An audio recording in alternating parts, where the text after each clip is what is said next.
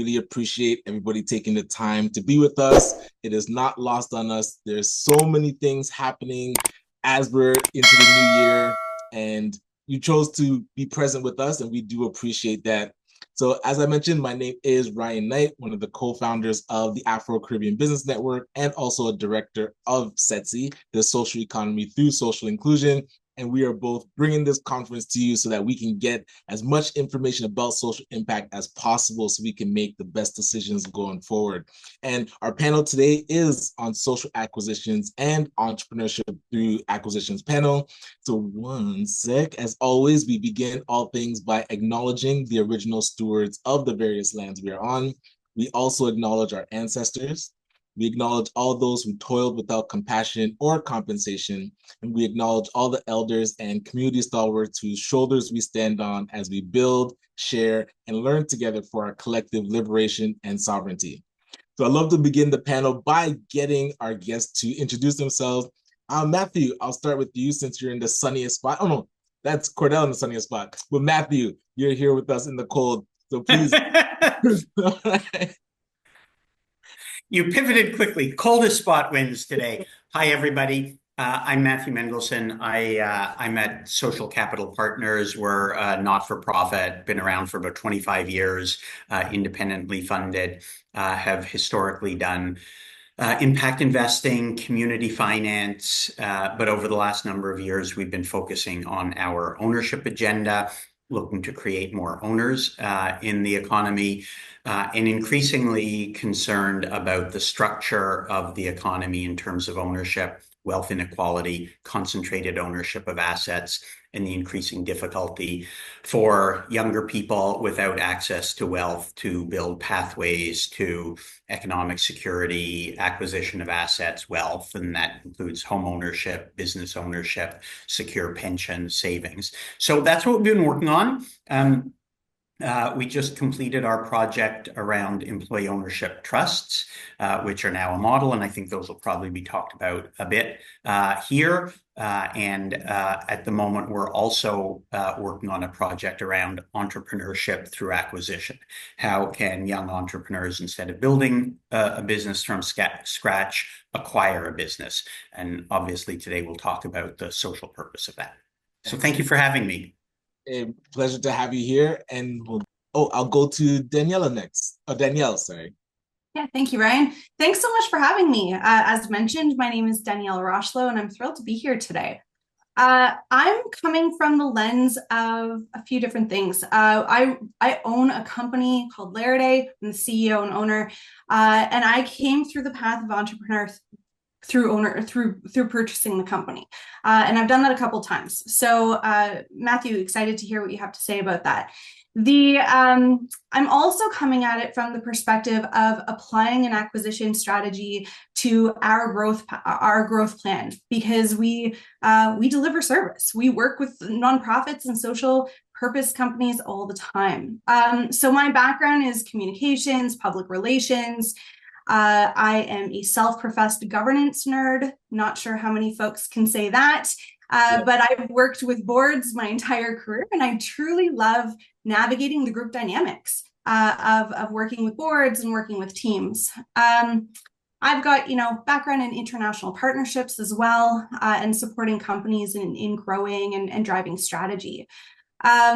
I'm really, truly passionate about the intersection between social impact and responsible business practices. And that's really where I'm looking at that acquisition perspective from a truly values-based place.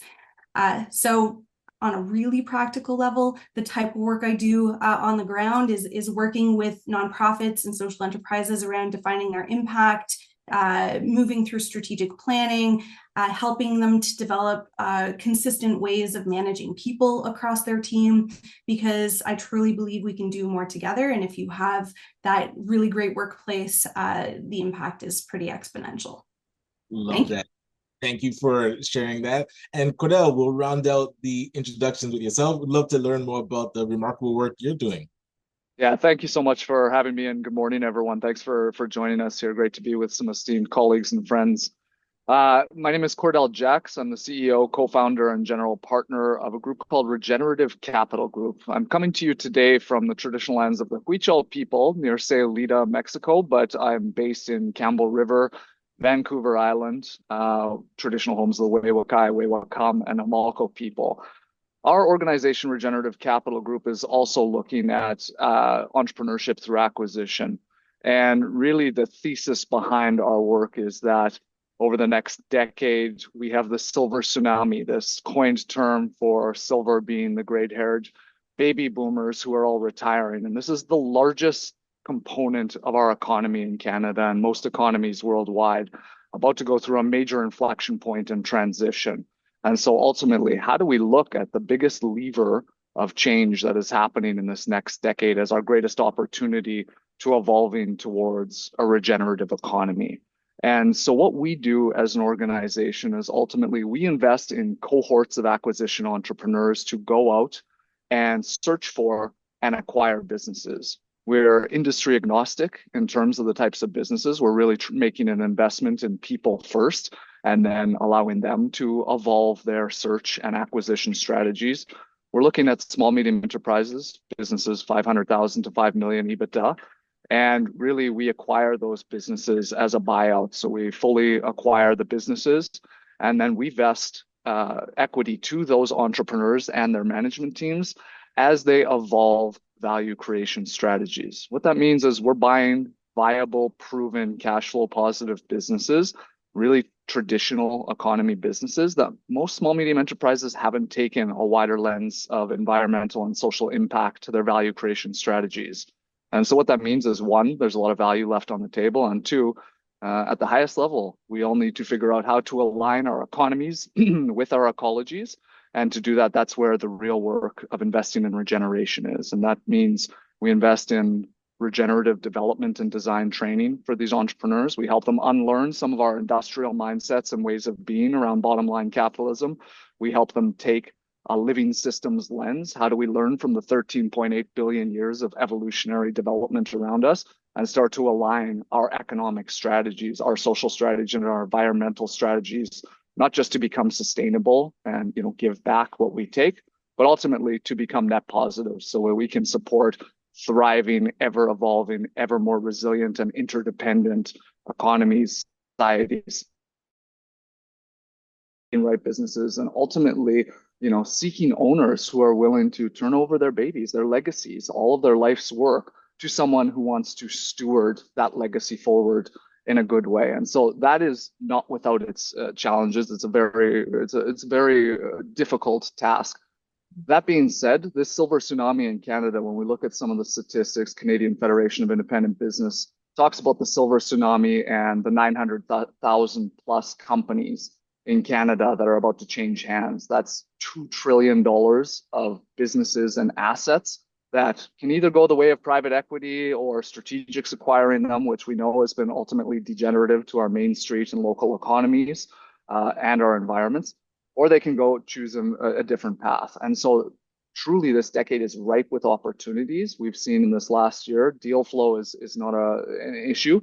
It's really finding the right essence match of people and them becoming passionately obsessive about using these business platforms as levers and tools for ultimately systemic transformation. And so it's a balance of, definitively hard work, but also we don't have a lot of time for venture risk. And so this panel and this opportunity of giving our next generation entrepreneurs the best possible platforms to make the greatest systemic change, I think is the most strategic thing we can be doing. And it's interesting because no matter what path you choose, it's going to be hard. But this path can actually have a lot of impact. And Danielle, I'd love to hear your process. And you first acquired a business, and now how can you guide other social entrepreneurs to also acquire businesses? Mm-hmm. Yeah, thank you.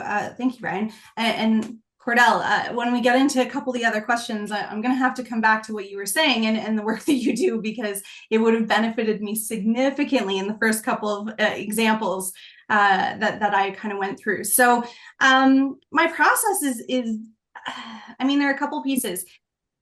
You need to be really clear on your vision and your values, because opportunities will come along and push on that. And you don't necessarily want to take advantage of every single one just because it seems like an interesting opportunity if it's going to move you out of where you're intending to go. I tend to be a very relational person. So I have a growing network of companies kind of like mine that we meet every 8 weeks just to check in, see how things are going, almost do kind of peer-to-peer coaching because we're experiencing similar things, with the aim of really understanding what's their exit strategy going to look like over time. And by getting to know each other, by getting to know each other's companies and the pitfalls that we're each experiencing, if it does come to that point of moving into some level of acquisition, we already know each other. We already know kind of a little bit about each other's company, and we really understand whether or not it's the right step forward. So for me, it's really about meeting new people and building a relationship, because it's a bit of a long game. But I'm curious with because you did the acquisition as the way to get into entrepreneurship. So now other entrepreneurs or people starting businesses that like not parallel, but the options of starting something from scratch or acquiring. How did you help to kind of land on buying a business or acquiring it? So I spent the first decade of my career supporting small business as almost a consultant. So I was meeting lots of individuals through that process and understanding what some of their challenges were. And I think I knew early on I didn't want to start from scratch because I was supporting so many in that stage. My path is probably not similar to many in that the first business I acquired, I was in the business just as a customer, and I went to the owner and asked if they would ever sell their company. And then 2 years later, I bought their company, right? So it was one of these moments. It wasn't on the radar for them at all. And then I actually bought in as a partner. So yeah, I think I often am just looking to see, how is the business running right now? Is there opportunity for something different? Is this something I could see myself kind of involved in? And then the second company I purchased was a very different company, and it's where I am now. And I was an employee and then became CEO. So I knew the business intimately before really taking that leap. That being said, there were still lots of interesting hurdles going through that process, and then even after the purchase, right? So yeah, hopefully that answers your question, Ryan. Absolutely. And I love how you were intimate in the business and then were able to put the offer out and say, hey, if you're ever to sell, first right of refusal, I'm in here already. But Matthew, I know Social Capital Partners did work on interesting financing for different franchises, but now as it's shifted to actual acquisition or social acquisition, what does that path for Social Capital Partners look like? So this is such a fascinating question, and so many issues are being raised. I mean, Ryan, you highlighted how, regardless of which path you take, entrepreneurship is hard. And Danielle, it's exciting to hear your story. And one of our deep commitments at Social Capital Partners is to lower those barriers and obstacles a little bit, because entrepreneurship is getting harder. And it's getting harder for a whole bunch of reasons, but many of which Cordell has highlighted.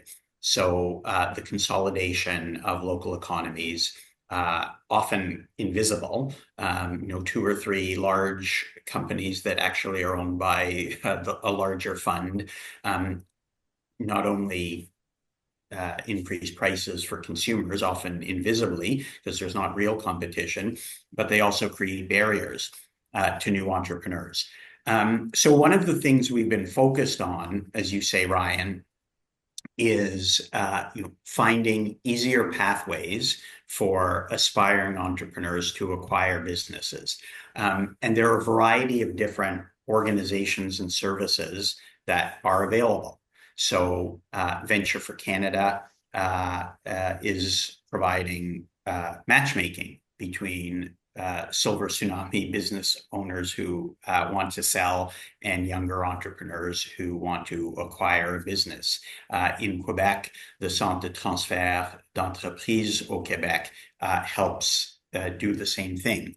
It's supported by Quebec government, financed by Quebec's banks and credit unions. And so creating easier pathways to kind of overcome some of those information costs. Like, where do you even begin if you're interested in a particular area? So there are those kinds of organizations and institutions. And within Canada, both the Business Development Bank of Canada and the Canadian Small Business Financing Program, run out of ISED, out of Industry Canada. Both of them will finance acquisition. They don't really publicize it. They don't have, they're not really set up to do it, but they can do it.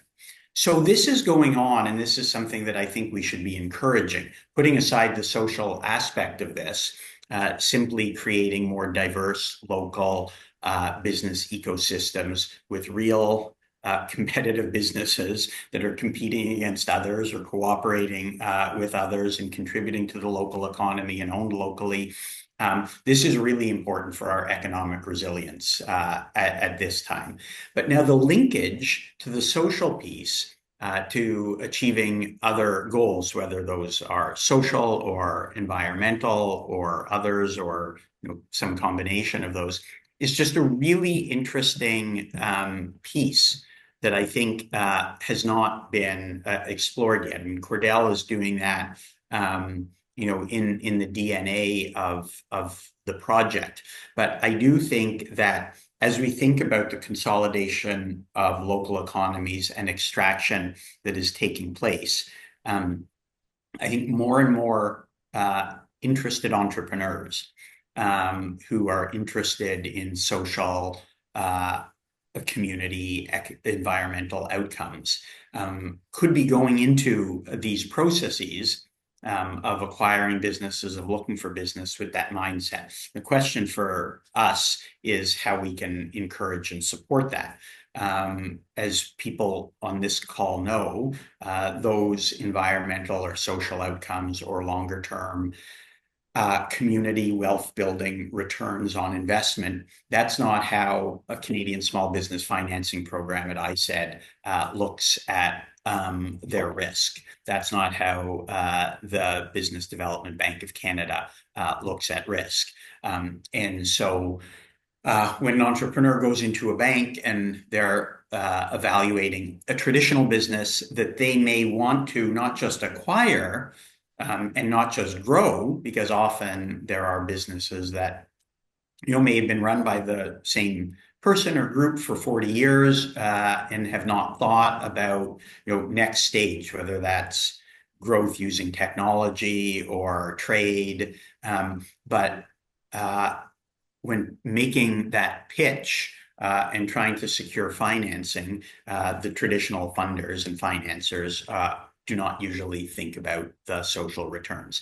And so at Social Capital Partners, we're exploring how we may be able to do that and may be able to account for the community wealth building or regenerative or social returns when thinking about financing. But that's not what currently exists as the status quo. Yeah, because I was curious where Social Capital Partners, I guess, would place themselves in the sequence of events, because you mentioned when people are starting to think of acquisition, there's certain entities already in play.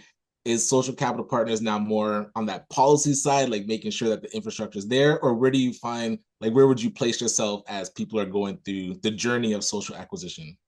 Yeah, I mean, there are a number of different levers that we should be thinking about. So those government financing programs that exist, how well do they price in social or other returns?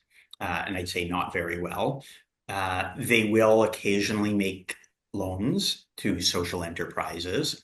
As some people here may know, the Business Development Bank of Canada now has a community banking arm that is new, that is intended to help support Black entrepreneurs, Indigenous entrepreneurs, rural and remote businesses. So looking at some of their work through a community wealth building lens, but it's still nascent, and we'll see how that kind of evolves. But so that's one lever. There are, well-financed official government programs that de-risk loans for our commercial banks.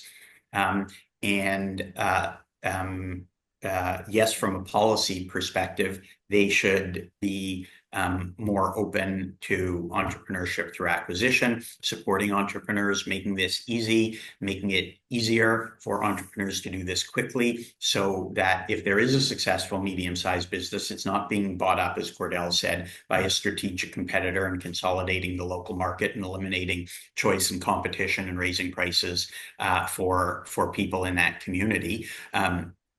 And usually extracting wealth from the community rather than keeping it in the community. But there are, as you say, other tools. How could foundations or impact investing funds, although often the impact they deliver is not huge, but sometimes are they ready and willing to de-risk or accept lower returns, engage in concessionary capital because they see that the social acquisition, the entrepreneurship through acquisition, where you're transforming a traditional business model into a new business model, in Cordell's case, regenerative, but other cases as well.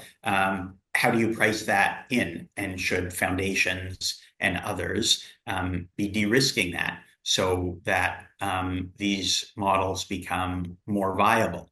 There are a variety of different, organizations that are trying to facilitate some of the social acquisitions.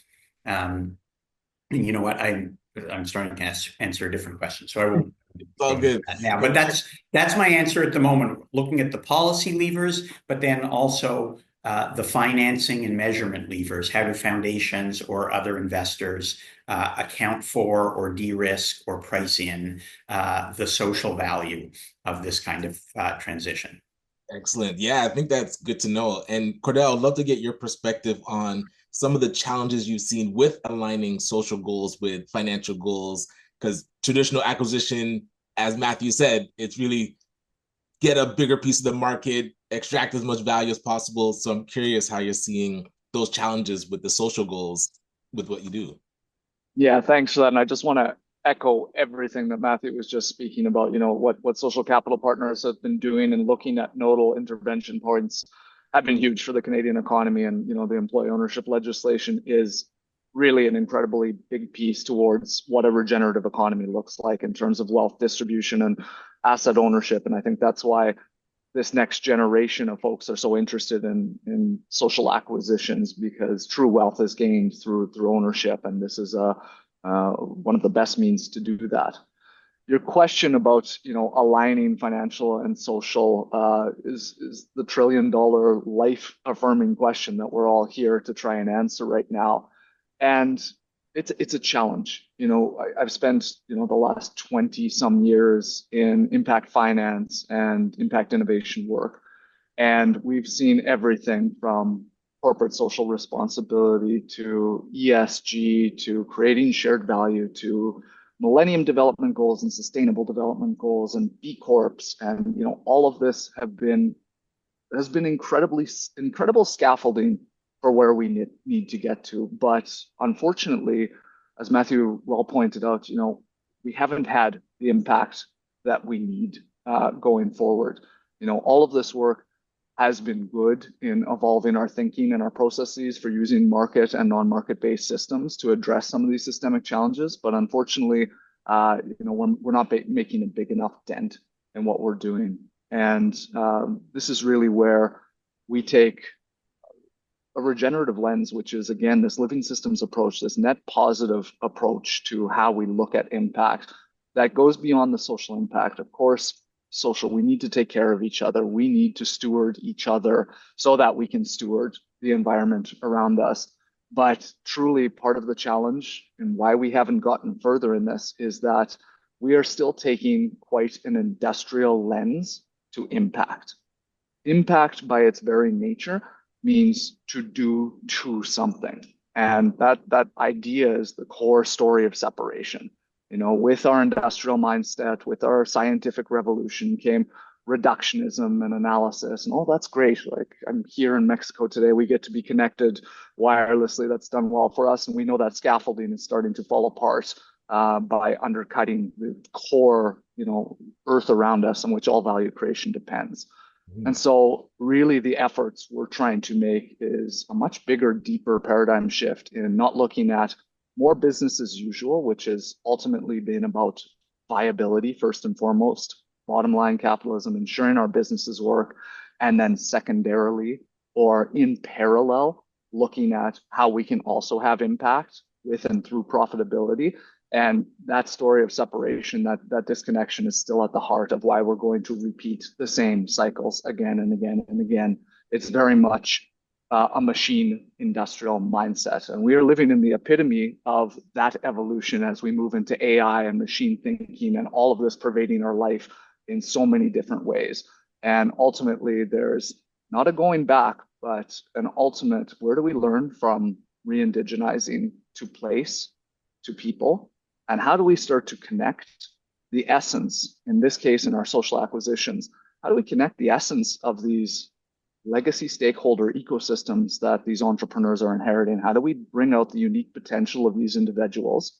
How do we connect that to the essence of place, where these businesses are doing business, not just through the community and not just through their material areas of impact environmentally, but truly, what is it that it looks like in my region in the Pacific Northwest where I live? You know, this is the Cascadia bioregion. What's the uniqueness of expression that comes through in that environment, in the fauna and the flora and the geology and the watersheds? How do we connect that to the essence of the business? And then how do we ultimately connect the essence of people, place to a new and aligned purpose? And when we start to do that, when we start to actually see not these issues of impact as an additive or a liability, which I think the impact investing world has done a great job of showing. It's not a trade-off between market rate returns and impact. Like there's more abundance when we start to look at this.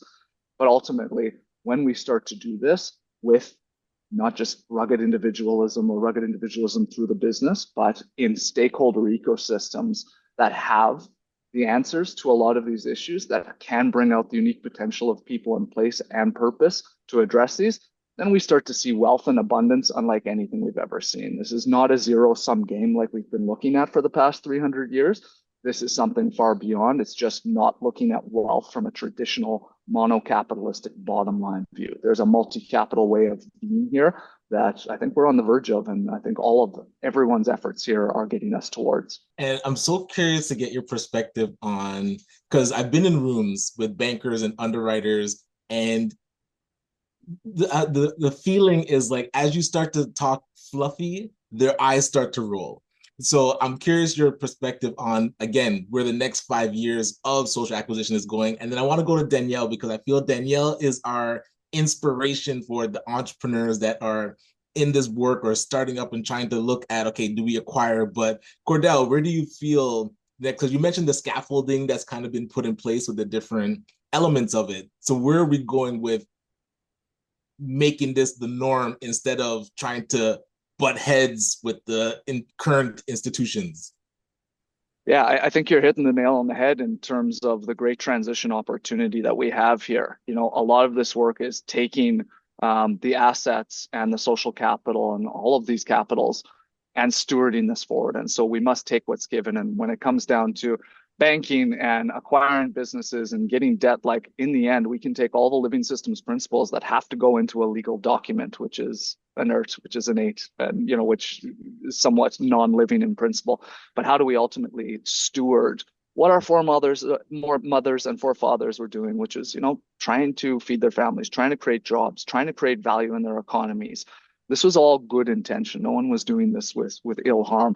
How do we take that and ultimately make a big pivot here, on really a big evolution in the way we're doing this. But this is the hard work of bridging these worlds, and it's really not about bridging, it's about reconciling from a true reconciliatory approach. What does it mean to be in right relationship with our people, with our place, with our businesses, with our efforts going forward? And that's the hard work that's here. So yep, gotta speak the walk the talk with the bankers, gotta do the same with legal. There's no doubt about it. We have a lot of good work and scaffolding that's been built there for de-risking and right reason, but it's taking that forward in a good way. And I think that's the real opportunity. It's not just developing the people within our companies.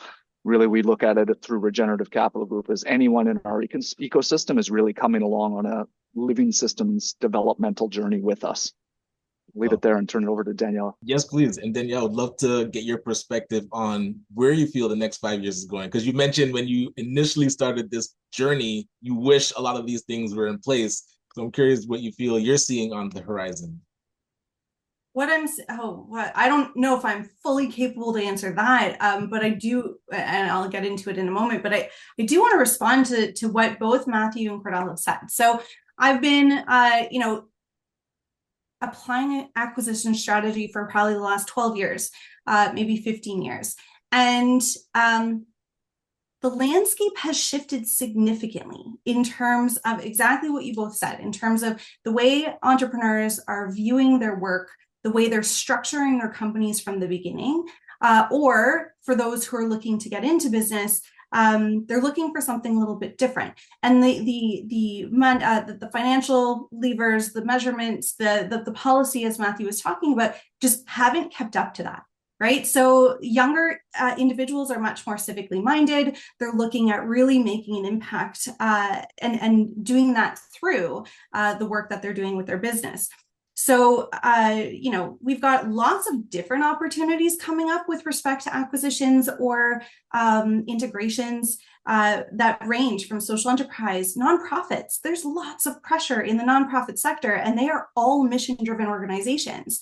So with the financial resources becoming less for them, integration, acquisition, mergers, that's a huge conversation at that level, and it's being encouraged by the governments. And yet, because that's not foundational to the way nonprofits think, they don't even know where to begin, right? So, like, there are all of these pieces that that need to be considered, and it's just not happening quite fast enough.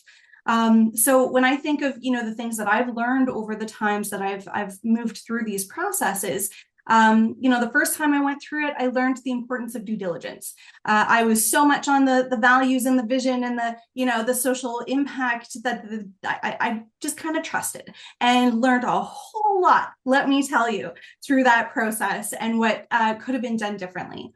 The second time I went through it, I really learned the importance of the network. So then I was like on the due diligence side or moving through due diligence, and inevitably you will have people like lawyers and accountants, et cetera, with you. You should. But the traditional way that they go through it or the way that they've always done it may not necessarily support you, and it can feel pretty lonely. So, that second time I went through it, it was me and the business owner really in discussion around vision, values, and where we were headed, and negotiating on our own. And it made everyone around me feel very uncomfortable, right? So the lawyers were like, no, why are you having this conversation? We should be doing it on your behalf. The network of mentors I had around me were also shaking their heads going, what are you doing? This doesn't make any sense. So it felt pretty lonely going through it the way that we did. And in the end, the lawyers and the accountants we had involved were almost pushing against both of us as we were going through the process, as opposed to working with us. And I had a really frank conversation with my lawyer after, and she just looked at me and went, I learned a lot through that, but can we not do that again anytime soon? Right? And so that the importance of a good network of people is important. Those who may think differently, because that really pushed my thinking in a big way, but also those who can go, okay, well, let's do this then. Let's do this a little bit differently. And then, the third time, it was really around the post acquisition. So what happens then, and how do we make sure that that we're moving through this with a really good change management lens?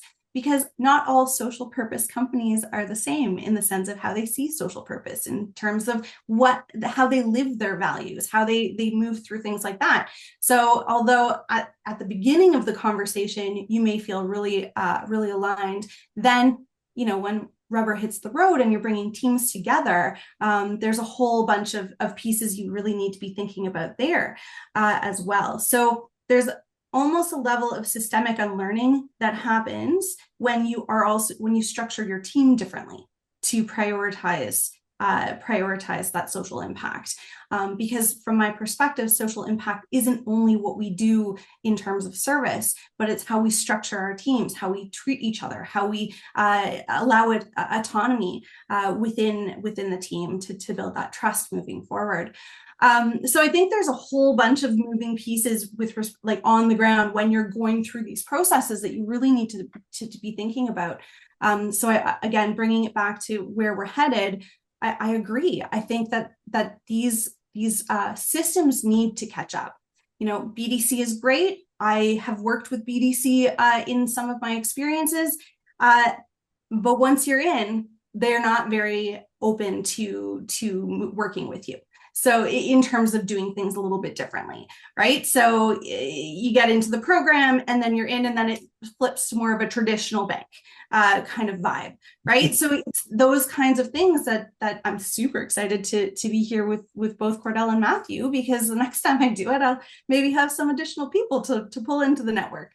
Absolutely. And that's what I was saying before. Your path is very inspiring. And I remember the first time I was looking to acquire a business, and the social side of it, it checks all the boxes. It's a great way to take over. A person was retiring, and so the community can still own it. But then you walk into their office and all their like business cards are on their table, like no CRM, and then they didn't have their financials done. So I'm curious, because it was like lucky for us with ACBN and SETC as nonprofits to then find a franchise, like a social franchise with Just Like Family, to then acquire a business that works. So I'm curious, what inspires your work as we get people prepared to either be acquired or to acquire a business? Like, where do you get your joy from in this work, since you're sticking with it even though it was so difficult? Oh, sorry, that was for you still, Danielle. Yes. That was still for me. So I started my introduction by saying I'm a big fan of group dynamics. I'm a strong communicator, and I really love to come from a place of emotional intelligence and just really understand where people are coming from. So for me, that's part of the joy. It's getting to know people, getting to understand how we can, bring different perspectives together and move towards a common goal. So every time I go through it, I'm like, I'm not doing it again. And then, then I enter that conversation with the next really interesting scenario. We're going through it for a fourth time as we speak now. And yeah, I think it's really about the excitement of the opportunity, the excitement of the new individuals we get to engage with, the new network that opens up when you start working with, a different ecosystem. Because for me, it's about how many people can we touch and support in doing the work that they're doing. And as I mentioned in the beginning, that's part of our growth strategy. It's a part of our expanding our impact strategy, as opposed to spending lots of money in marketing and spending, why do that if there's already some really, really great intentional work that's being done with their whole own group of people. Yeah. Oh, I love that.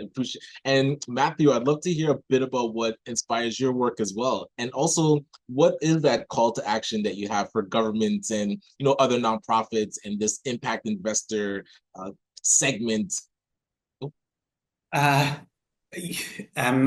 try and find joy every day. I find joy working with people here. I have to say, Ryan, that Like, I would not have met you if it wasn't for this work. I would not have met Cordell if it wasn't for this work. And just thinking about both of you and what you do just makes me smile.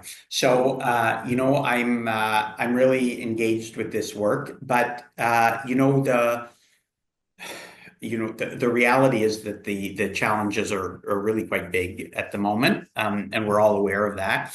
And Cordell's point about how much discussion there has been over the last 2 decades about changing the face of capitalism, and changing how we value different kinds of returns and the impact investing movement and the ESGs, like all of it, and climate reporting, and so many people with good intention have done that work, and have made some progress on certain things.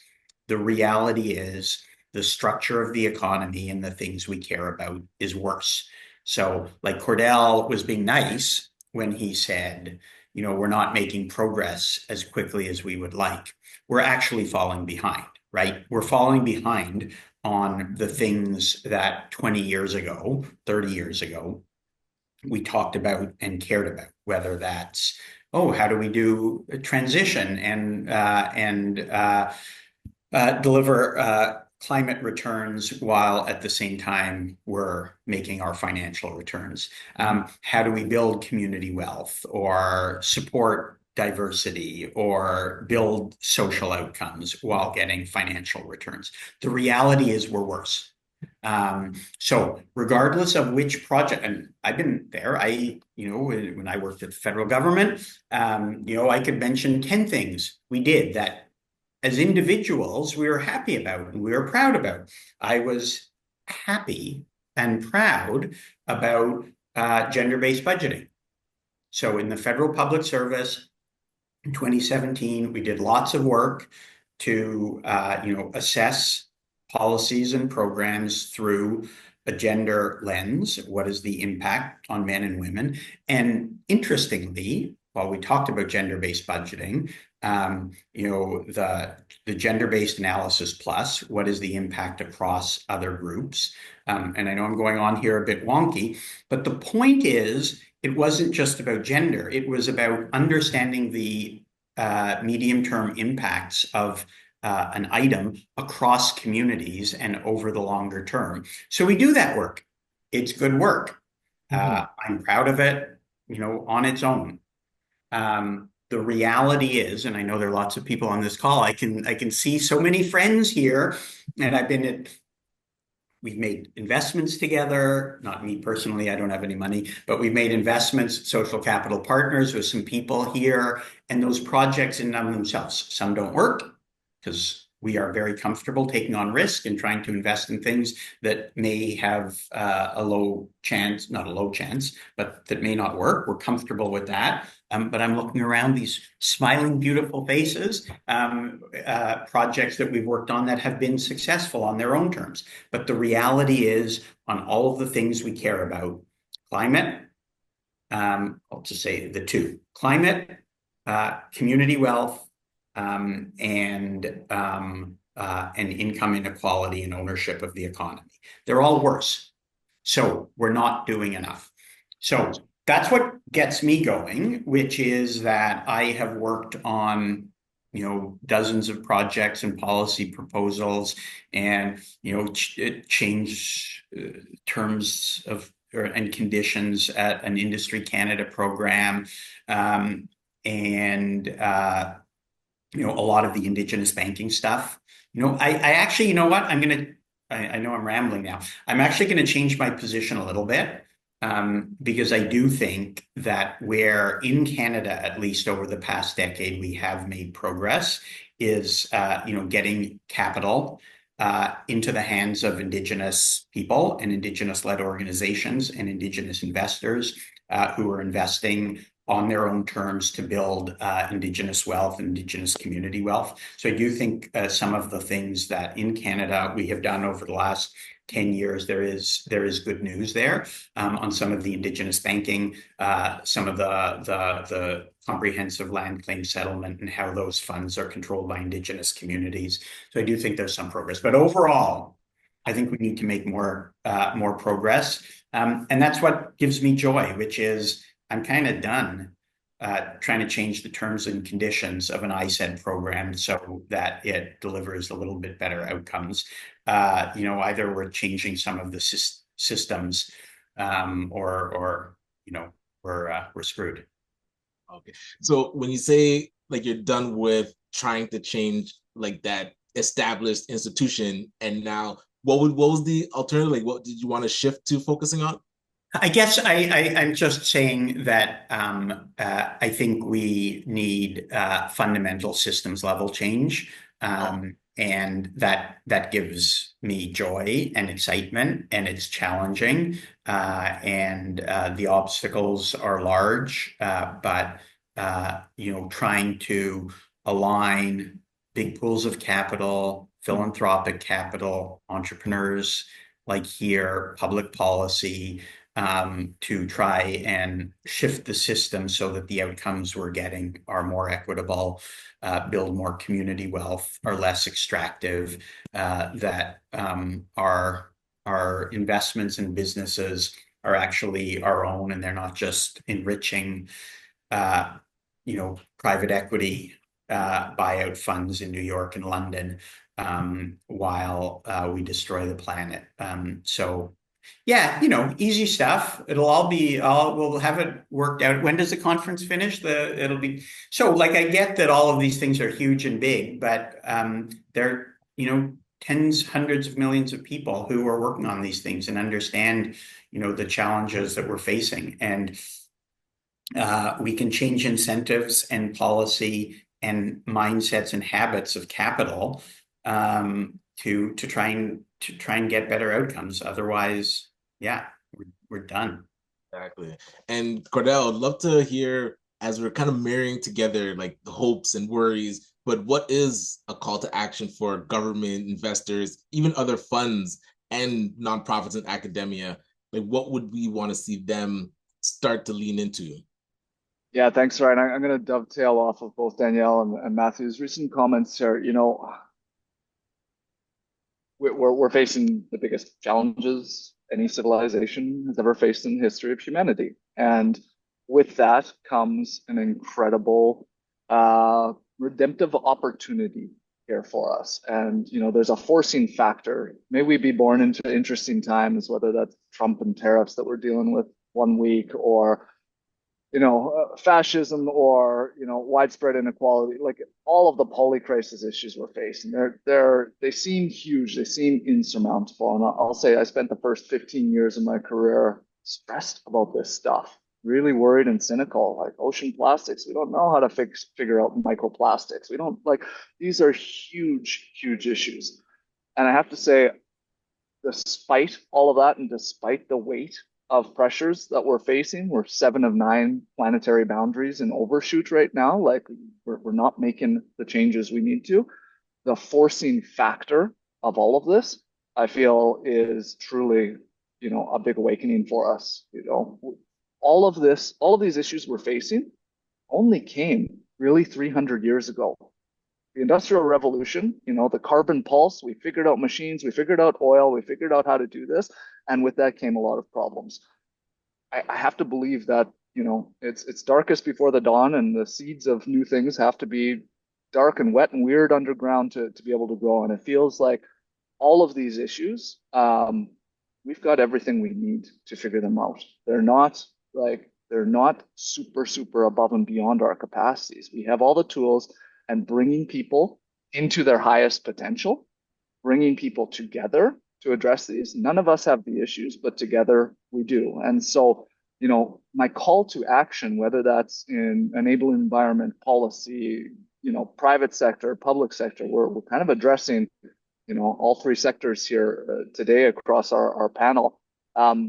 is truly this opportunity for transformative change. And Ryan, to your comment, talking about paradigm shift, that sounds pretty fluffy to a banker or to a lawyer. Like talking about the ways we look at our economy and value creation seem like big ways of being, but it's truly starting with the change we want to see, starting with the change we want to be in this. And so ultimately, for those folks, it's time to take risks.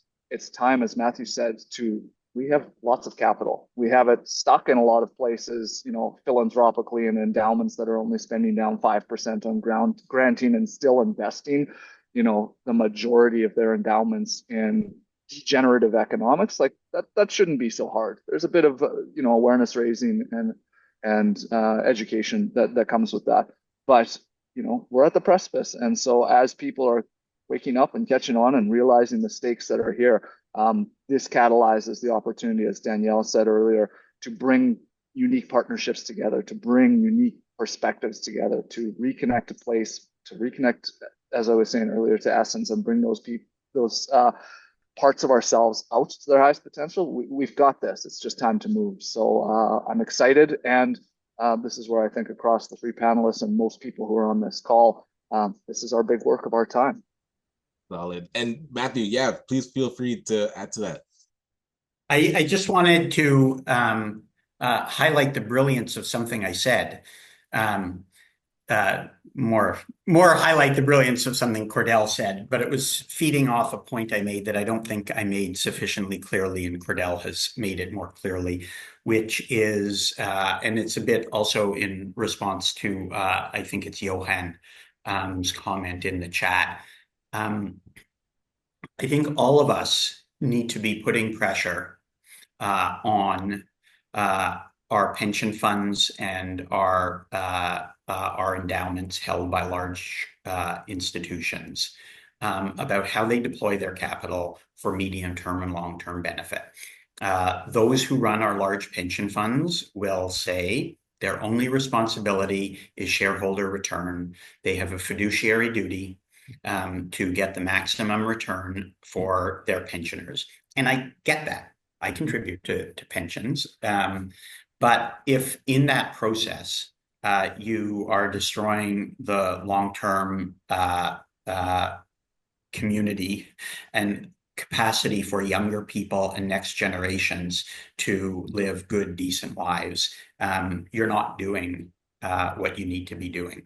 And so, for example, one thing that I don't know if it'll be a big systems change strategy project, Johan, that I've become really interested in the last 2 weeks is, and it's in part in response to what's going on in the United States, but looking at how our large endowments run by large institutions invest their capital. So this isn't granting. Hospital foundations, university foundations, college foundations, all of them sit on lots of money from donors, and they use it for all kinds of purposes in granting. But their investment, and we kind of see this, like students will get concerned and they'll say divest from Israeli companies, or like there are political issues which emerge, but they're still investing in U.S. equities. They're still investing in Tesla and Meta and Amazon and generating returns from there. And so I'm really keen on creating easier structures for our large endowments to invest in local community businesses. That's something I'm kind of starting to explore. But that's just kind of one thing. There are so many things that we can be doing, and pressuring, like our pension funds are investing in dehousing people through residential real estate. That's great for my returns. I'm a member of the CPPIB. Super for me that we're dehousing people in Toronto and Montreal and Vancouver, and the value of those residential assets, real estate assets, are going up. I don't want them to do that, and we need to be telling them we don't want them to do that, and they should invest in businesses like Danielle's and Ryan's and the ones that Cordell is investing in. Love that. And I like the positive note that you put back into the spin. And Danielle, I'd love to learn, what does success look like for you? As you said you're going to the fourth acquisition, something that you keep every iteration. You're like, I don't know if I'm going to do it again. But for you and your colleagues, what does success look like? Yeah. What does success look like for us? For us, it's really around positive community impact. So again, a lot of the on the ground work that we do is, for example, teaching teams how to effectively manage people and build healthy cultures. And the more we can do that, the more values and healthy environments really completely shift the way that they deliver service and maximize the impact that they can have in their communities. So we're kind of a third party. We're not doing the great work that our clients are, but we are helping to set them up for to unlock their ability to do that. So for us, that's really what it is we're here to do. And from my perspective, it's really around how do we ensure that we can do that consistently, effectively, and exponentially. And that's again where the acquisition piece comes in. There's something I'm loving this call to action kind of conversation as well. And I would say my own personal mission in all of this is, how do we enable groups of individuals to think differently? And I've spent part of my career negotiating international investments and collaborations into environmental technology development and commercialization. I helped set up angel networks at different points. So in each one of those scenarios, or in every environment we find ourselves in, it's really understanding where are the gaps and why aren't we able to do this new innovative thing or model or approach to solve the big problems that Cordell was speaking to, and who do we need to engage and better understand their perspectives. And my call to action to the banks and to the policymakers: just speak to the entrepreneurs, speak to the people, understand the challenges that exist between that balance between financial sustainability and impact. Because you've got two big pieces that you're moving forward. And as we know, in strategy, focus helps you achieve that. And we're naturally splitting our focus. So there are some gaps and some challenges for entrepreneurs that come in there. And I think there's lots of opportunity to help bridge those gaps, right? And to facilitate that, because ultimately there's a lot going on in the world right now. And we need those civically minded individuals, entrepreneurs, networks of people to really move through this together. Excellent. And again, Cordell, I would love to hear your definition of success. Like, what would be the ultimate goal for the work that you're doing? Yeah, that's a great question. So we're in due diligence on 4 acquisitions right now, and our entire cohort looks like they're going to be acquiring their businesses and multiple businesses for some of them in these next couple of months here. Our first short-term work is to really demonstrate, as Matthew pointed out earlier, like, what does it look like to change the DNA of these organizations? And it's careful because I have to be careful because we don't go buy businesses to transform them. We're buying businesses because we like the businesses. They're good businesses. We want to steward their evolution forward and ultimately regenerate them. And so that's kind of the short term. What does regeneration look like from a value creation process to address some of these bigger issues?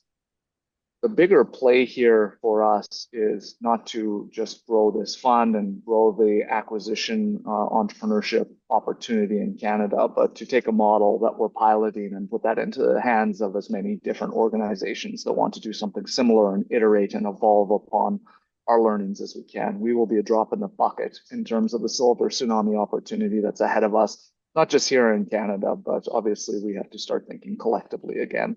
And so to put this into as many hands as possible.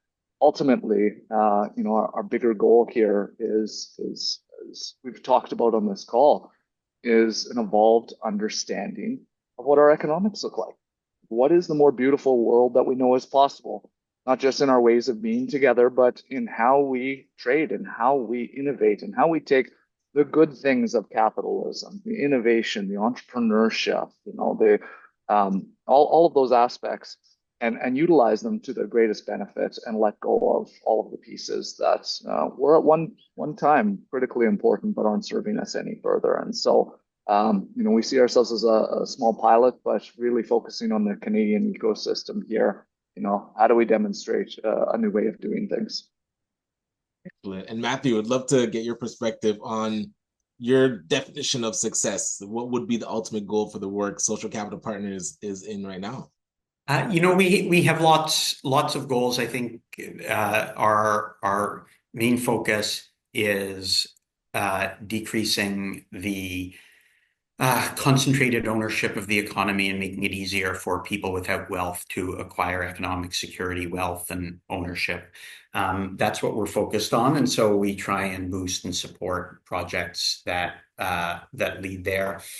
At the moment, we believe that there is a precondition to that to success on that, which is changing the way we talk about the economy, changing the mainstream options for economic policy. A lot of the work that I do every day, and that some of the people on this call do every day, we take for granted. But if you turn on the CBC or read the Globe and Mail, or certainly if you are on some social media channels, these kinds of discussions are not centered as realistic economic policy responses to the challenges we're facing. So our enabling condition for success at the moment is to mainstream and center and elevate these kinds of conversations. So just a plug.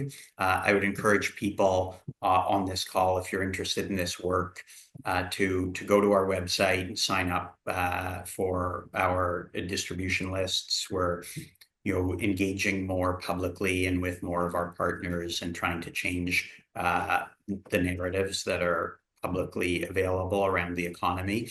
And we just like to keep connecting with as many of you as possible through our distribution lists, but also on social media. So I look forward to connecting to lots of you in that way.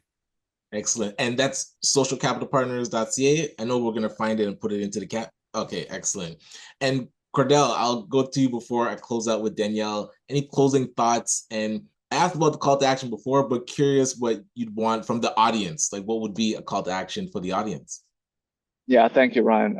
Closing thoughts. First of all, thank you for hosting this really important discussion, and thank you to everyone who's attending here. As to the audience or call to action here, we really have 3 calls to action through Regenerative Capital Group. Our first is for aspiring acquisition entrepreneurs who want to take a systemic impact lens here, or to learn about regenerative development. We had our first cohort go through our program last year. We will be making another call for our next cohort later this year. And so please feel free to reach out, get on our mailing list newsletter, regenerativecapitalgroup.com. You can find it on our website and sign up there. That's for aspiring entrepreneurs. For business owners who may be looking to sell their business and don't want to see it go to the hands of private equity or a strategic who will ultimately degenerate a lot of the social capital and systems they've developed over their careers, and who want to see an organization steward that legacy forward in a good way, please reach out to us. We do have entrepreneurs who are still looking for their businesses and the platforms to really make that positive transition. And again, these are mom and pop businesses. These are the businesses behind our economy. These don't have to be clean tech companies. We are taking traditional businesses and moving them forward. So please reach out there. And finally, if you're interested in investing in our fund and through this type of means, please reach out as well, as we're closing a final fundraising of our fund later this year. So thank you again, and I'll turn that over to Danielle. Yes, please. Would love to hear your closing thoughts, Danielle, and calls to action for the audience, or how can we follow your work? Yeah, thank you, Ryan. Yeah, so I mean, you can follow me at laradamc.com. We have lots of different programs available there. The three items I think I would lead with. One, get clear on your vision. Be clear who you are, what you want, what your values are. At Laraday, we drive teams through impact clarity processes to really help define that, move that forward. And that really sets the tone for where you're headed.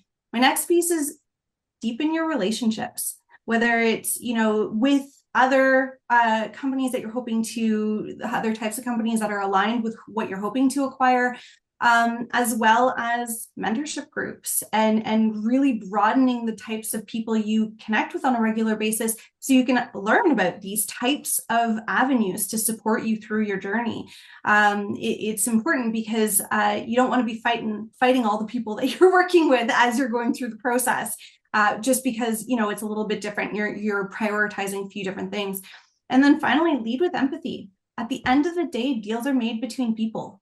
And you really do need to take an approach to negotiation and integration with that empathetic lens to lay the groundwork for trust and sustainability in the long term. Love that. And I feel this conversation is so timely. And thank you for being on the panel, Danielle, Cordell, and Matthew, because for the audience and even for ourselves here at ACBN and at SETC, we're realizing that acquisition has much more pros than starting from scratch. Even what we're doing with What the Franchise, helping people to acquire franchises, and our symposium coming up in March, Building Wealth Through Franchising. I think this conversation is something that we can definitely create clips and let people know this is a great path to building impact and having a positive impact on the community. So I want to just thank you again for being on the panel and sharing your knowledge with us. And as always, we end the way we began by acknowledging the original stewards of the various lands we are on. We acknowledge our ancestors. We acknowledge all those who toiled without compassion or compensation. And we acknowledge all the elders and community stalwarts whose shoulders we stand on as we build, share, and learn together for our collective liberation and sovereignty. Thanks again, and we'll see you at the next session at noon Eastern. Have a good one. Thank you, everybody.